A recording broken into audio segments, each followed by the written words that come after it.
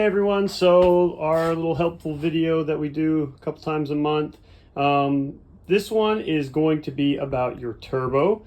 If you have an F5A or F6A engine, this also applies, except for the K6A, the positioning is going to be a little different. The turbo is still going to be on the right side, and you will still be able to do this for your other engines, or any turbo model for that matter, just to make sure the turbo is good. We do get a lot of K6A engines with blown motors and blown turbos, and sometimes the blown turbo is the cause for the blown motor, because what happens is the seal inside blows out, which then starts pushing oil through the turbo on the pressure side, and it goes through the engine and out the exhaust and leaking out the bottom and everything. But what it's not doing is recirculating the oil back into the engine. And eventually it leaks all the oil out, and then your bearings become starved and you spin the bearings. So that's one way that they do blow up. So I'm going to show you how to check yours. Of course, this is a brand new turbo.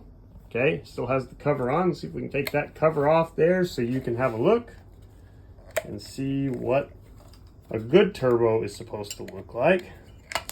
It's the first time that cover's been removed. So isn't that nice? So if you take your finger and you just push on it, it shouldn't be able to move much. Slight movement is okay, but you don't want to be able to move much, because what happens is the fin inside will touch the housing, and that's what will start to deteriorate the inside, and sometimes you can even hear it screeching as it's boosting up. If you have the back side off of it, like we have here, this is great, because you can just take it here, come to the front side, let's see if I can get back in angle, and then move it. So this one you can see has a little bit of movement. That's okay. It should have slight amount of movement. It should never be able to move front to back, which it doesn't, and up and down a little bit is okay, a little bit. Okay, so if we come over here to this turbo that is known bad turbo. And if you don't have your exhaust part off, that's okay. Like I said, what you can do is just stick your finger in there and just try to wiggle it. And we can feel a little bit of play, or if you have access to it, you can have a set of pliers like this. Just gently grab the end here. Now you can already see that kind of play there. That is a lot of play. That is a lot of play. You see how it's almost touching the housing? I'm sure it is once it's boosting up, but that is a lot of play. So now that we still do have the back off of this, we can go through here and actually move it with the back as well. Let me see if I can get in here. Yeah, look at that. So what happens there is that's what's causing the oil seal to blow out, and the bearing is gone in this turbo. Just a lot of hard mileage. But these are the things to check for. Can go back and forth.